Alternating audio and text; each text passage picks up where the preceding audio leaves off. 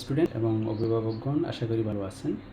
তো সাইপ্রাস সম্পর্কে আমরা কন্টিনিউ কথা বলতেছিলাম যে সাইপ্রাস হচ্ছে ইউরোপের এমন একটা দেশ বর্তমানে যে ভিসা পাওয়ার জন্য আপনাকে কোনো ধরনের চিন্তা করতে হবে না। যদি আপনার ডকুমেন্টেশনগুলো ঠিক থাকে, ঠিকঠাক মতো প্রসেস করতে পারেন, তাহলে কোনো ধরনের কোনো সমস্যা হবে না, আপনি ভিসা পেয়ে যাবেন।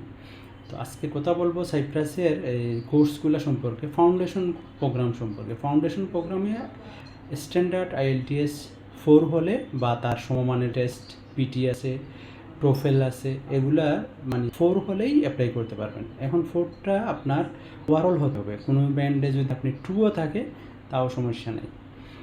আমরা অলরেডি একজন স্টুডেন্ট ভিসা করেছি যার IELTS-এর একটা ব্যান্ডে রাইটিংয়ে 2 ছিল।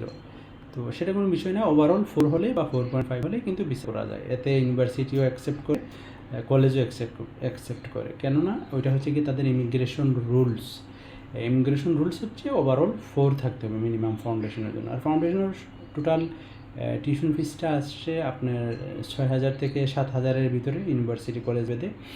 আর মোস্ট ইম্পর্টেন্ট থিং হচ্ছে যে ব্যাঙ্ক স্টেটমেন্টে অবশ্যই পাসপোর্টের সাথে নামের মিল থাকতে হবে। সার্টিফিকেটের সাথে, পাসপোর্টের সাথে, ব্যাঙ্ক স্টেটমেন্টের অভিভাবকের হোক বা স্টুডেন্টের হোক, নামের মিলটা কিন্তু খুবই গুরুত্বপূর্ণ।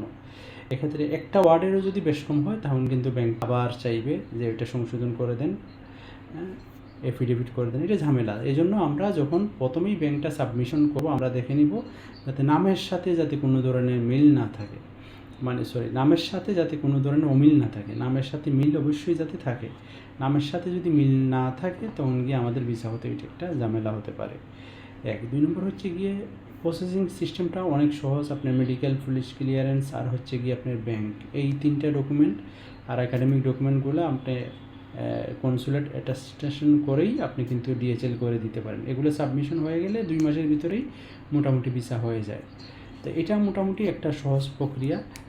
IELTS-এর কোনো ব্যারিয়ার নাই, মোটামুটি ওভারঅল 4.5 হলে চলে। আর ডকুমেন্টেশনগুলো যখন আমরা রেডি করবো তখন অবশ্যই আমরা খেয়াল রাখবো যে নামের যাতে মিস না হয়, নামের স্পেলিংগুলো যাতে ঠিক থাকে।